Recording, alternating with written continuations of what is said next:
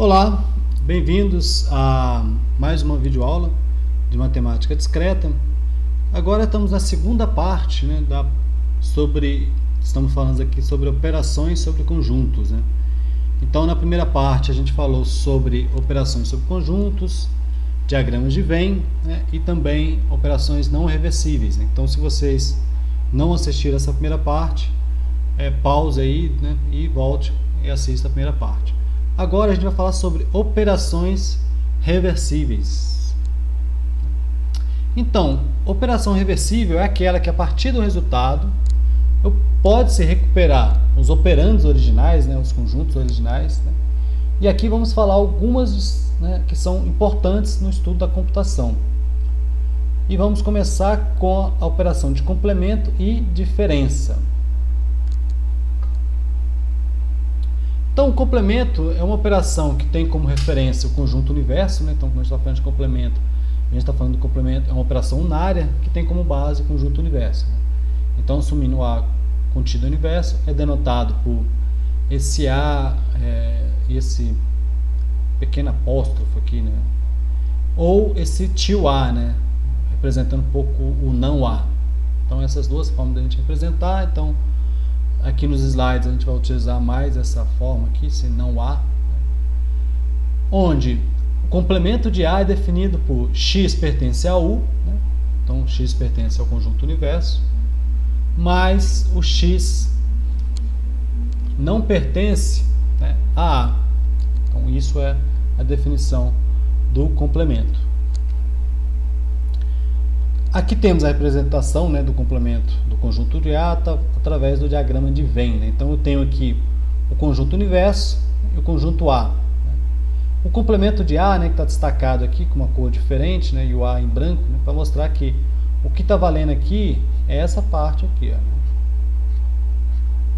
né? Essa que é a parte que nos interessa aqui, né, no complemento do A. Então são todos aqueles elementos que pertencem ao universo, mas não pertencem a. Então o complemento ele corresponde à negação lógica, né? Até o símbolo a gente usa o mesmo, né? É um dos símbolos usados para representar a negação. Então esse tiozinho aqui.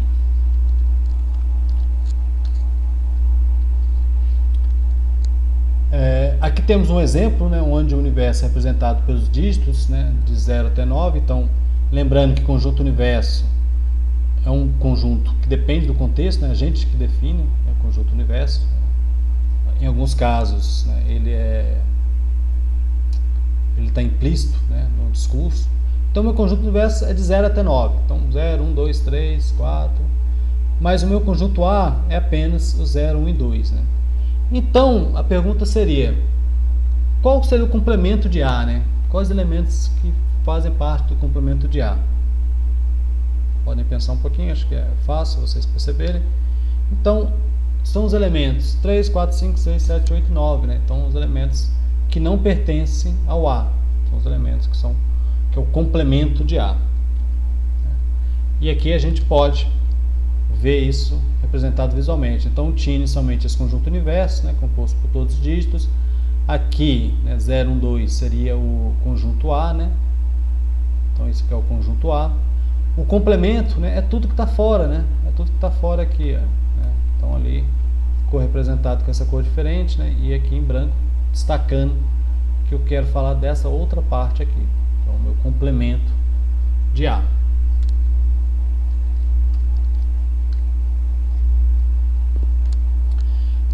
Aqui alguns outros exemplos, né? Por exemplo, eu tenho o N, né, os números naturais é o conjunto universo, e A é 0, 1 e 2. Né? Qual seria o complemento de A? O complemento de A é o x pertencente aos números naturais, né? Tal que x é maior que 2. Então 3, 4, 5, ao infinito aí. Outra questão interessante, né, que a gente pode destacar aqui, que para qualquer conjunto universo, né, independente do conjunto universo, o não conjunto vazio é igual ao conjunto universo. Então, o complemento, né, o não, estou até usando a negação aqui, né, mas o complemento do conjunto vazio é o conjunto universo, o complemento do conjunto universo é um conjunto vazio. Se eu considero o conjunto universo como os números reais, né, o complemento dos números racionais são os números irracionais. E o complemento dos números irracionais são os conjuntos, que é o conjunto, né? Desculpa, o conjunto racional. É interessante novamente a gente observar, né, a relação entre conjuntos e a lógica, né? Então, assumindo um conjunto universo U, né, para qualquer A contido em U, vale que A união com o complemento de A é igual ao universo. Então tem aqui uma... E esse universo é o que? Compare isso com P união, né? Desculpa, P ou não P, né? É uma tautologia, é sempre verdade, né? Então A união com não complemento de A vai dar universo, né? Seria o equivalente à tautologia no universo lógico aqui. E a intersecção com complemento de A, né, que seria a negação, né? Olha aqui novamente, né? P e não P, né? Conjunção de P é uma contradição. Então a contradição aqui seria um conjunto vazio, né? A tautologia, todo mundo, né, é o conjunto universo, né? Então é bastante interessante, né? Por isso que foi legal, e o professor Menezes, né, do qual eu tenho utilizado aqui, me baseei para construir esse material, né? Foi adaptado, obviamente, mas a sequência, né, eu tenho utilizado bastante a sequência dele. Então eu achei bastante interessante ele começar passando apenas alguns conceitos de conjunto, né, não entrando muito a fundo nessa parte, por exemplo, de operações, depois ir para a lógica, né, passar algumas noções de lógica, para sim a gente poder trabalhar esses conceitos aqui, essa parte de operações sobre conjuntos, né, que a gente pode ir mais além, chamar de álgebra de conjuntos, né. Aqui temos uma propriedade também interessante, né, e faz lembrar da lógica também, né, que na lógica a gente tem o conceito de dupla negação, né. Aqui, de modo análogo, a gente tem o duplo complemento. Então, para qualquer A contido no universo, né, o complemento do complemento de A é o próprio A, o próprio conjunto A. Fazendo um relacionamento com a lógica, né, observe aqui com mais detalhes, né, então vamos olhar aqui. Quando temos um conjunto, né, por exemplo, temos um conjunto A, né, o que significa isso? Que todos os elementos de X, né, tais que X pertence a A. Quando a gente tem um complemento de A, o que isso significa? Né? Que todos os elementos de X tais que X não pertence a A. Que equivaleria a dizer na lógica que não, né, negando que não é o caso de X pertencer ao conjunto A. Já o complemento do complemento, né, significaria o quê? A gente tem todos os elementos de X tais que não é a dupla negação, né? Então não é o caso de X pertencer a A, né? Então a gente teria que o não P, né, que equivaleria a P. Então a gente dizer não X pertence a A é a mesma coisa de dizer que X pertence a A. Lembrando que pela regra a dupla negação não P é equivalente, né, a P. Então aqui a gente destacando novamente a relação com a lógica. Então, né, aqui está bem claro, né, que o complemento, né, ele é reversível, né? Então basta a gente aplicar duas vezes, né, o complemento ao conjunto para a gente chegar ao conjunto original.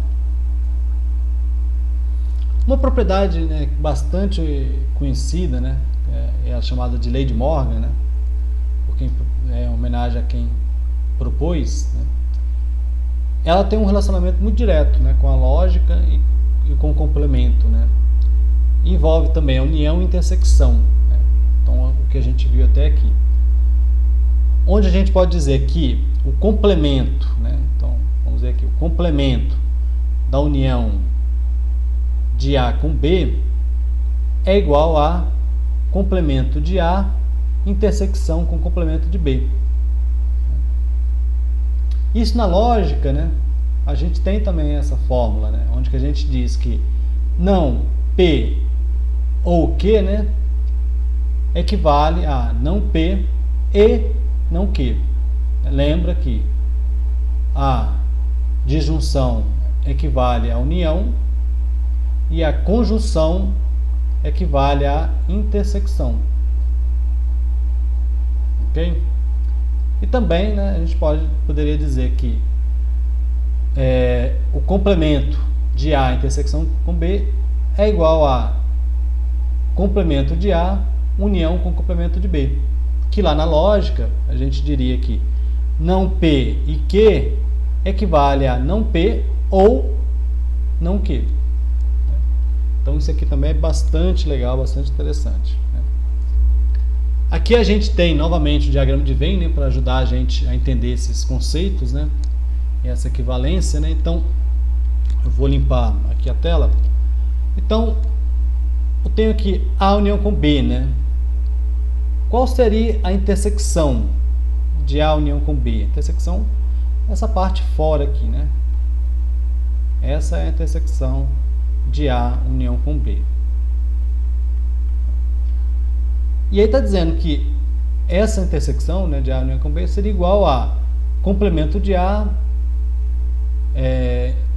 intersecção com complemento de B, né? Então vamos ver aqui.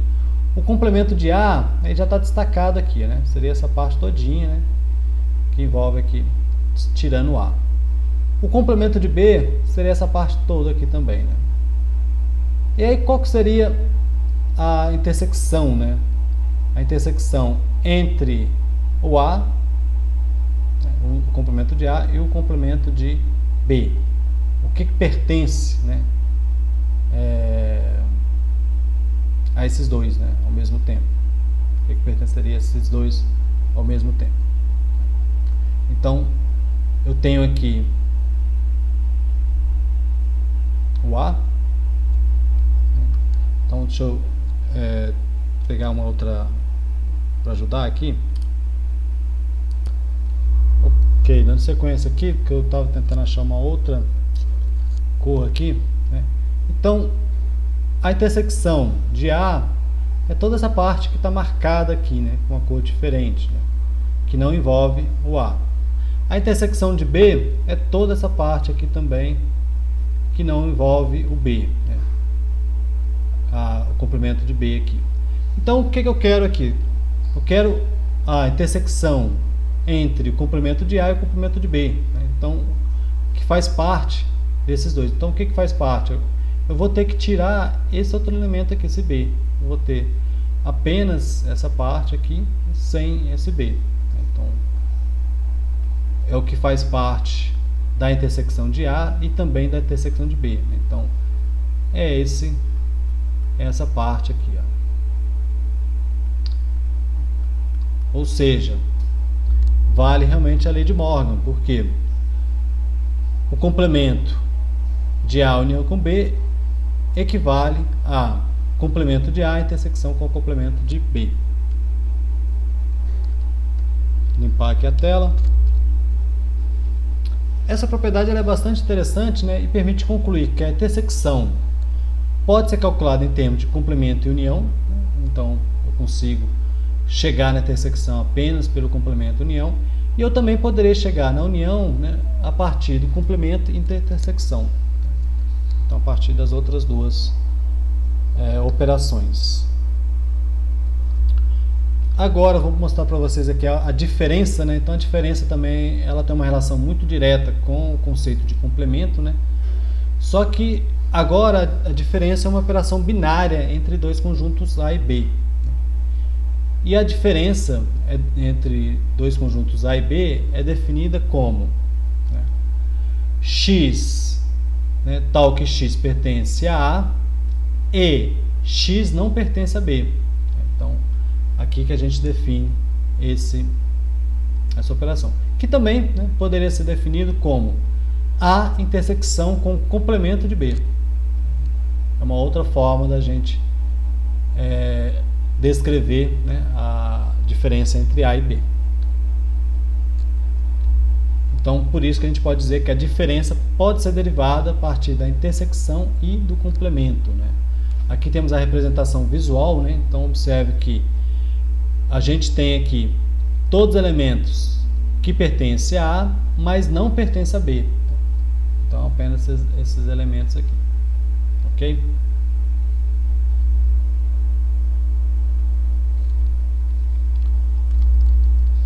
Aqui temos alguns exemplos, então utilizando aqueles mesmos conjuntos, né, que é legal a gente repetir os conjuntos e vendo com operações diferentes, né. Então a diferença entre dígitos e vogais, né, é igual ao próprio dígito, né, porque eles são disjuntos, né. Então quando eu tiro vogais de dígito, né, não tem nada para ser tirado aqui. Eles são dois conjuntos disjuntos. Mas a diferença entre dígitos e pares, né, então diferente da intersecção, né, que a gente tinha aqui os elementos que participavam dos dois conjuntos, a diferença é exatamente o contrário, é o que não faz parte dos dois conjuntos, né? Então estou tirando os elementos de dígitos que não faz parte de pares. Nesse caso aqui são os ímpares, né? 1, 3, 5, 7 e 9, os ímpares de 1 a 9. Agora veremos uma outra operação reversível, que também é interessante para a computação. Ela é chamada de conjunto potência ou conjunto das partes, né? Então tem essas duas denominações. Mas antes de definir o conjunto potência, vale destacar, né, que dado o conjunto A, né, a gente pode dizer que A está contido em A, né? Que o A é um subconjunto de A. Podemos dizer também que o conjunto vazio está contido em A, né? Ou seja, o conjunto vazio também é um subconjunto de A. Podemos dizer ainda que para qualquer elemento A, Azinho, pertencente a Azão, né, destacando aqui, vale que eu posso formar um conjunto com esse elemento e esse conjunto está contido em A. Ou seja, também é um subconjunto de A.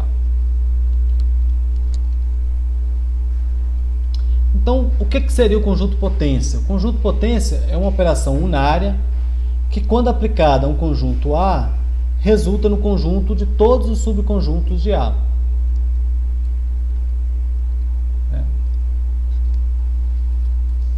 Aqui temos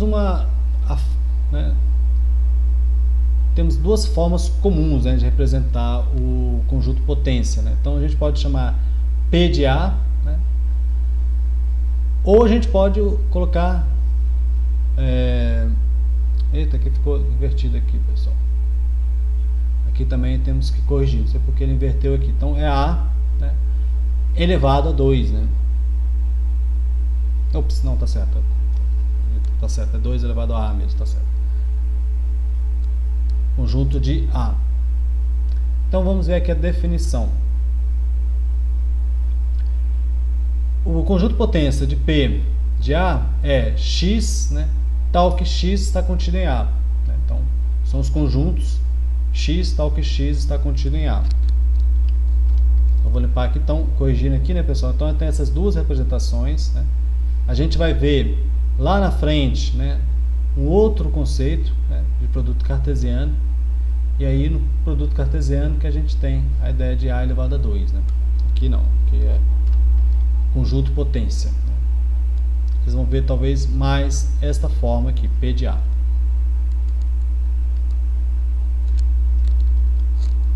Então, né, para a gente ajudar aqui, a gente vai ver alguns conjuntos aqui, né? E eu vou chamar aqui às vezes de Azão, Azinho, né, para diferenciar a letra maiúscula da letra minúscula aqui. Então tem um conjunto Azão composto pelo elemento Azinho, conjunto Bzão composto pelos elementos A e B, né, e o conjunto C composto pelos elementos A, B e C, né, Czinho aqui. O conjunto potência do conjunto vazio, né, é o próprio conjunto vazio. O conjunto potência de A, né, então é o conjunto vazio e o conjunto A, conjunto composto pelo elemento A.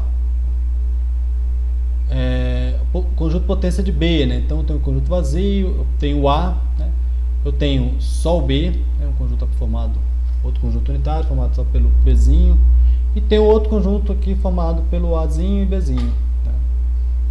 o C, né? Observe, são todas as combinações. Como eu tenho o A, B e C, eu tenho o A, B, C, AB, AC, BC e A, B e C. Então, quantos elementos tem P de X, né? Como é que você consigo calcular, né? Então, por exemplo, aqui observe que para um conjunto vazio eu tenho 1, para um conjunto unitário eu tive 2, para um conjunto que tem apenas 2 elementos eu tive aqui 1, 2, 3, 4, para um conjunto com 3 elementos eu tive 1, 2, 3, 4, 5, 6, 7, 8, eu tive 8 aqui. E aí? Conseguiram identificar aqui um padrão, né? A gente pode dizer que talvez 2 elevado a 0, 2 elevado a 1, 2 elevado a 2, 2 elevado a 3. E aí agora a gente entende melhor, né, por que aquela representação aqui, né, de 2 elevado a A. Né? Então aqui a gente consegue deduzir aqui. Observe, né, que conjunto vazio, né? E o próprio conjunto, né, formado por todos os elementos, fazem parte do conjunto potência, né? Por isso que a gente destacou essa parte lá no início. Então o conjunto de potência, ele é reversível, né? Sim. A partir das operações, né, dos operandos, basta a gente aplicar a união, né, nesses conjuntos para a gente chegar no conjunto original, né? Então, eu tenho um conjunto resultante, que é o conjunto vazio e o conjunto formado apenas pelo A, né? A união de conjunto vazio com esse conjunto que tem apenas o A, eu tenho como resultado um conjunto que tem apenas o A, né? Lembra que a união, que o conjunto vazio, né, é o elemento neutro da união. Aqui um outro exemplo, né, tem um A, B e A e B, né? Então, fazendo a união, eu vou chegar nesse conjunto formado pelos elementos A e B. Então, sim, eu consigo, a partir do conjunto final, né, poder fazer a união em cada um dos conjuntos pertencentes ao conjunto potência, chegar ao conjunto original. Então, ela é, de fato, reversível. Outro, né, operação também, outra operação que é bastante interessante para a computação, é chamada de produto cartesiano. Para quem estudar um pouco mais avançado, conceito de linguagem, vão ver que esse conceito é utilizado até para definir tipos de dados em linguagem de programação. Então, antes da gente apresentar o produto cartesiano, né, importante a gente destacar a noção de sequência finita, né, para a gente poder chegar nesse ponto, né, e em particular a sequência de 2 elementos que vai nos interessar mais. Mas de modo mais geral, né, uma sequência de n componentes, denominada de enupla ou tupla, né, ordenada, né, consiste de n objetos, não necessariamente distintos, né, porque a gente não está falando aqui de conjuntos, né, em uma ordem fixa. Então a ordem aqui importa. Né. Por exemplo, quando n é igual a 2, né, a gente tem aqui o quê? Uma dupla, né? Daí vem o termo, né? Então, uma dupla ordenada ou par ordenado, né, de x ou y, vocês vão ver normalmente representado por esses parênteses angulares, né, que podemos chamar de parênteses angulares, que a gente vai representar com símbolos de maior e menor, né, ou com parênteses simples mesmo, né. Analogamente, né, uma enupla seria definida dessa maneira aqui, né? x1, x2, x3 a xn, ou entre parênteses x1, x2, x3 a xn, né? Então é importante destacar aqui a diferença entre tuplas e conjuntos, né? Então,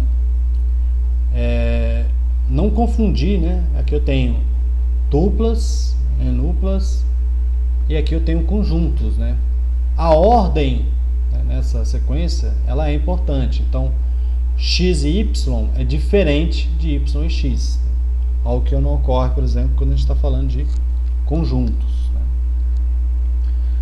Dado conjuntos, né? Agora a gente pode definir, de fato, o produto cartesiano como operação binária entre dois conjuntos A e B, como o conjunto, né, de tuplas, né, de Azinhos e Bzinhos aqui, né, onde o Azinho pertence ao Azão e o Bzinho pertence ao Bzão, né? Então, essa é a definição do produto cartesiano entre dois conjuntos A e B.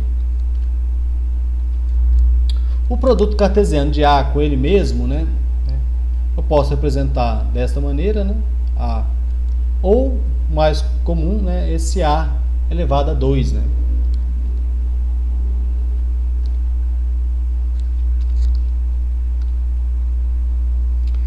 Para ilustrar, né, esse conceito, considere os seguintes exemplos aqui, né. Então, usando aqueles mesmos conjuntos A, B e C, né, então o produto cartesiano entre A e B vai dar Azinho, Azinho, Azinho, Bzinho, né. De B e C, né, seria Azinho e 0, Azinho e 1, Azinho e 2, né. Depois eu vou ter, é só esse, né? Ah, não, tem um B, né? É B e C, né? Desculpa, não é esse. Quando é B e C, então Azinho com 0, Azinho com 1, Azinho com 2. Bzinho com 0, Bzinho com 1, Bzinho com 2. Produto cartesiano de A com A, né? Seria Azinho e Azinho. E aí vocês podem depois dar uma olhada nesses outros. Por exemplo, o produto cartesiano entre A e os números naturais, né? Eu vou ter A com 0, A com 1, A com 2, A com 3. E aí temos aí um conjunto infinito. Aqui, né, é importante a gente destacar, né? Então, por exemplo, aqui eu estou fazendo produto cartesiano entre três conjuntos, né? Então agora, né, eu estou fazendo aqui nesse caso A com B, né, depois com C.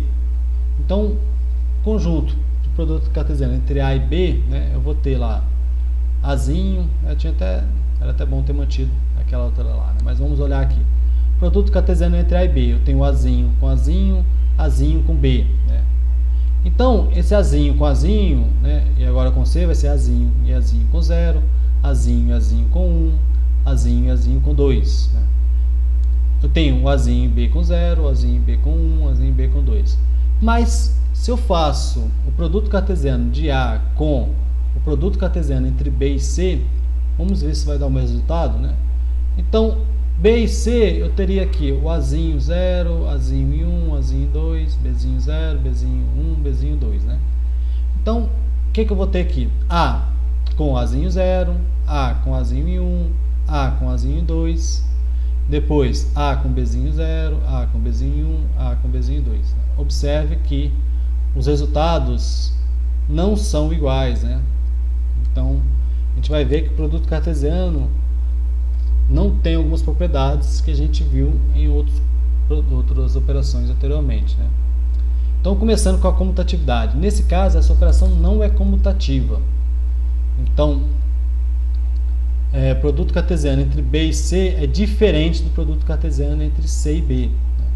De fato, a intersecção entre eles é vazio, ou seja, eles são disjuntos.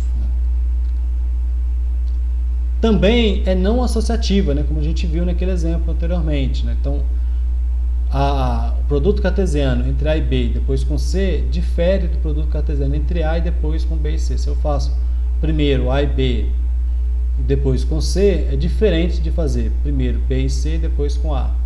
Então, a ordem dos parênteses vai refletir no resultado. Mas, né, uma propriedade interessante que tem o produto cartesiano é a distributividade do produto cartesiano sobre a união. Então, A com o produto cartesiano entre A e a união B com C equivale ao produto cartesiano entre A e B, união com o produto cartesiano entre A e C, né? E o inverso, e a distributividade também do produto cartesiano sobre a intersecção, né, também é válida. Então, essa propriedade é interessante. A reversibilidade do produto cartesiano, então o produto cartesiano também é uma operação reversível, né? E pode ser feito da seguinte maneira, né? Então, primeiro operando é o conjunto constituído por todos os elementos da primeira componente dos pares. Vamos ver isso. O segundo operando é o conjunto constituído por todos os elementos da segunda componente dos pares. Então vamos ver aqui, né? Então, quais são os operandos, né? Então como é que eu vou chegar no primeiro operando? Primeiro operando, aqui eu tenho o resultado, né? Então eu vou fazer a união, né? Porque o primeiro operando é o conjunto constituído por todos os elementos da primeira componente, né? Então A e A, né? A união de A e A é um conjunto que tem apenas o A. Já o segundo operando, A e B, é esse outro conjunto aqui composto pelo A e B. Eu tenho esse resultado aqui, né? Como é que eu vou chegar nos operandos, né? A, né? A, B, B. Então, o primeiro conjunto é A e B, o segundo conjunto também é A e B. Né? Vamos aqui para mais um exemplo, né? Talvez esse aqui, por exemplo, olha, se eu pegar o primeiro operando, eu tenho apenas o A aqui, né? A. E qual seria o segundo operando? 0, 1, 2, pela descrição aqui, é os números naturais, né? Aqui, né, o primeiro operando, né? Então, se eu pegar a primeira componente, ó, tenho o conjunto Azinho, Azinho, Azinho, Azinho, Azinho, Azinho, Azinho e Bzinho, aqui acho que ficou um símbolo a mais, não. Azinho e Bzinho aqui, né? Então, eu tenho como primeiro operando Azinho, Azinho, Azinho e Bzinho. E o segundo operando, eu tenho um 0 aqui, eu tenho 1, eu tenho 2, eu tenho 0, eu tenho 1, eu tenho 2. Né? Então, são os elementos 0, 1 e 2. A reversibilidade não será possível apenas quando o produto cartesiano, o resultado do produto cartesiano, for um conjunto vazio. Então a gente não consegue, a partir do conjunto vazio, chegar nos operandos originais, né? Agora, para a gente finalizar as operações reversíveis, a gente vai apresentar aqui agora a união disjunta, né? Para entender, né, essa união disjunta, vamos pegar um exemplo aqui, né? Considere, né,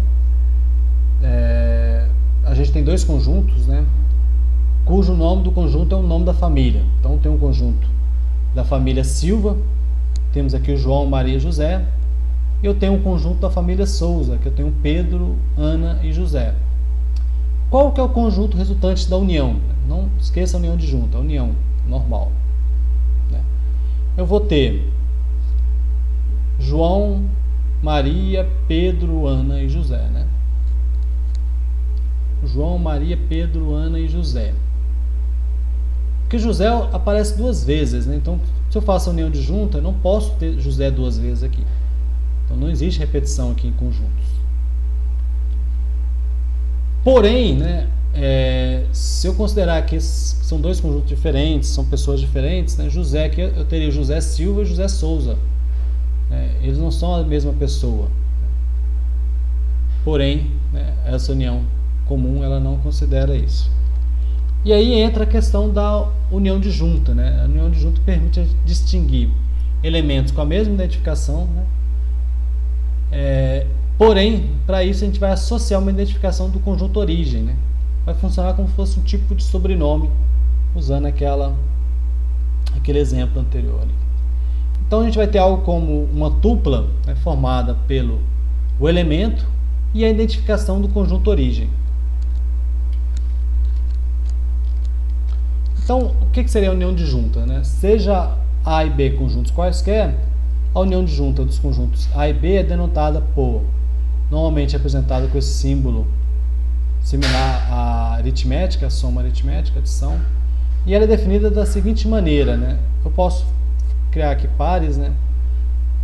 Então, entre A e B seria o Azinho com Azão, tal que Azinho pertence a Azão, união com Bzinho e Bzão, tal que B pertence a B. Então eu vou gerar aqui dois conjuntos, que esses conjuntos vai também o elemento e conjunto original. Ou aqui tem outras formas alternativas, né? Então poderia usar, ao invés de usar o próprio A e B, né? Usar o número que 0 e 1, né? Ou usar na forma subscrita aqui, né? Então Azinho e o Azão aqui na forma subscrita, abaixo. Então existem diferentes formas, né, da gente representar. O importante, né, é que fique explícito o conjunto de origem, né? A gente não pode perder isso. Estamos aqui, então aqui os exemplos aqui, né? Então o caso, né, de João, Maria e José e a família Souza, né? Então eu teria aqui João Silva, Maria Silva, José Silva, Pedro Souza, Ana Souza e José Souza, né? Então o José agora entrou duas vezes porque na verdade eles pertencem a conjuntos diferentes, né? Ou aqui na forma subscrita, né? Então Dzinho aqui embaixo, né? Também é uma forma interessante, né? Então existem diversas formas de denotar elementos, né, dessa união disjunta, né? O importante é distinguir o conjunto originário. Está bem explícito isso. E com relação à reversibilidade, né? É reversível, né, a união disjunta? É fácil ver que vai ser reversível, né? Como cada elemento possui uma identificação do conjunto originário, né? Então os operandos podem ser facilmente reconstruídos, né? Então, para esse conjunto aqui, olha, é só a gente ver quais elementos que tem como subscrito D, né? Então, esse que tem o D vai formar aqui o conjunto de 0 até 9, né? E os que tem V vai formar esse outro conjunto aqui de A, E, I, O, U. Então, é uma operação que é fácil a gente observar que ela, de fato, ela é reversível, né? Aqui outros exemplos, então, um conjunto vazio, né, os operandos seriam dois conjuntos vazios. Se eu tenho aqui o A, 0, B, 0, eu sei que eu vou ter dois conjuntos, né, o A e B, né, e o conjunto vazio, né, porque observe que a união aqui não está entrando. E é isso, né, porque o 0 aqui, né, pessoal, pertence ao mesmo conjunto, né. Aquela outra representação, onde eu teria o 1, 2 e 3, né? Então o A e B pertencem ao mesmo conjunto. E estaria fazendo com um conjunto vazio. Então, para a gente encerrar, né, esse conteúdo, veremos aqui uma síntese, né, de tabelas mostrando essas relações entre propriedades da lógica e da teoria de conjuntos, né? Então, observe, né, como foi destacado lá no início, né, é uma questão um pouco de mapear os conectivos lógicos para operações de conjunto, né? Por exemplo, né, que já foi destacado, né, a conjunção e a intersecção, né, a disjunção e a união, né, a equivalência e a igualdade, né?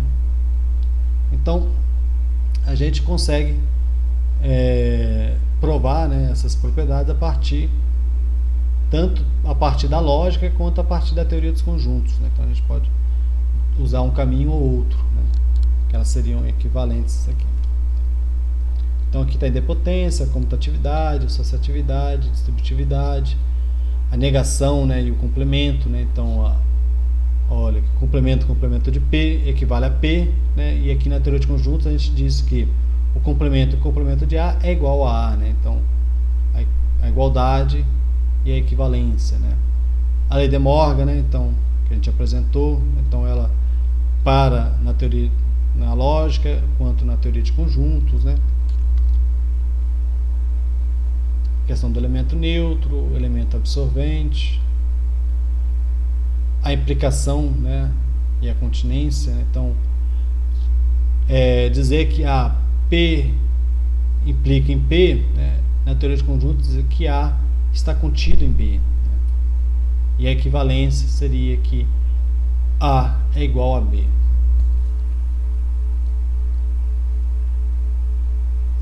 E é importante destacar que essa relação não é um mero acaso, né? Não é casual, né? Ambas são um caso particular de uma álgebra mais abstrata denominada de álgebra de Boole, né?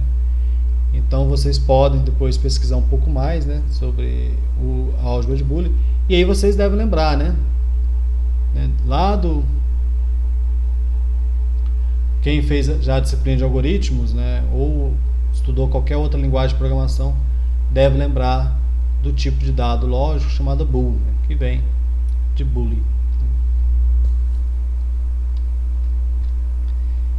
Então, assim a gente encerra, né, mais uma aula. Agora estamos na terceira unidade, fechamos aqui o conteúdo sobre operações sobre conjuntos, né? Então, até a próxima videoaula, onde a gente vai começar a falar sobre funções e relações. Abraços!